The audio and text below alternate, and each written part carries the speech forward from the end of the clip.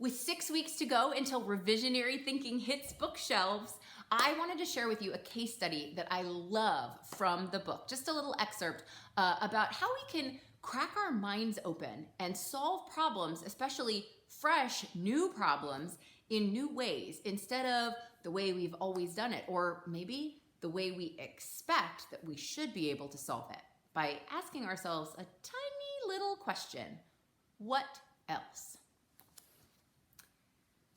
In the late 1990s, Procter Gamble set out to make a better soap for cleaning floors.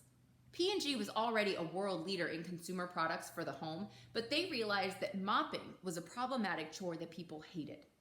Mopping involved filling a bucket full of water and soap, hauling the heavy bucket around the house, risking sloshing water everywhere, wringing the mop over and over, and near the end of the chore, looking down at the dirty bucket of mop water and realizing that there was more dirt than soap in the bucket.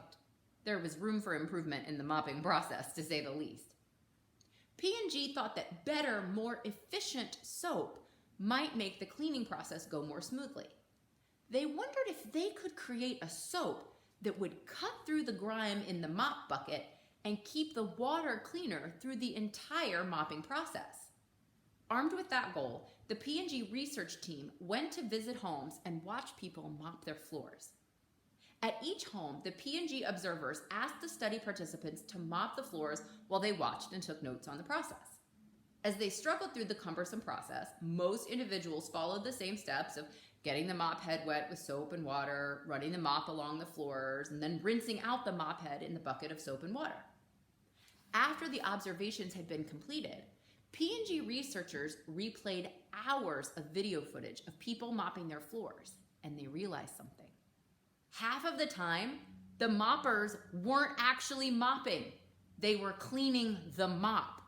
Cleaning off the mop in the bucket of soap and water, or getting a fresh bucket of soap and water when the first bucket got dirty, that process took at least as much time as actually cleaning the floor.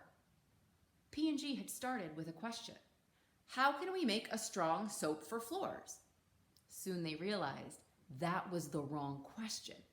When they asked themselves, what else besides soap makes the process of mopping so onerous, they started to see a new answer emerge. P&G's team realized that the key to fixing mopping wasn't stronger soap. It was a new mop. A mop that cleaned, yet didn't need to be cleaned. The team got to work, and the iconic Swiffer product was born. It provided a bucket-free, dirty water-free mopping experience that solved the problems consumers were experiencing.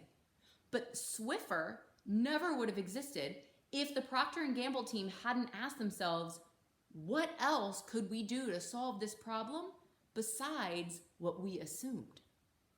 Think of how often we accept a situation at face value.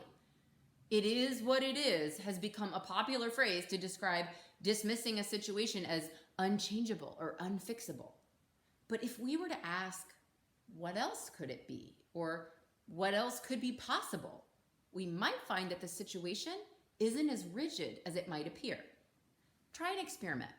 For a single day, ask yourself, what else? As many times as possible. What else could my boss be looking for in this report before I hand it in? What else could my sister have meant when she made that statement that hurt my feelings? What else could be going on in my friend's life that caused her to forget to call? What else could really impress the client? What else could I say or do to make my partner's day? See how many ways what else can be used? Answering that question can soothe hurt feelings, inspire higher quality of work, and build stronger relationships. Instead of thinking, it is what it is, ask yourself, what else? Asking what else is a powerful strategy for digging deeper into any situation and coming up with fresh answers. I'm excited in the coming weeks to bring you more of the fresh solutions, answers, and ideas to ponder in Revisionary Thinking.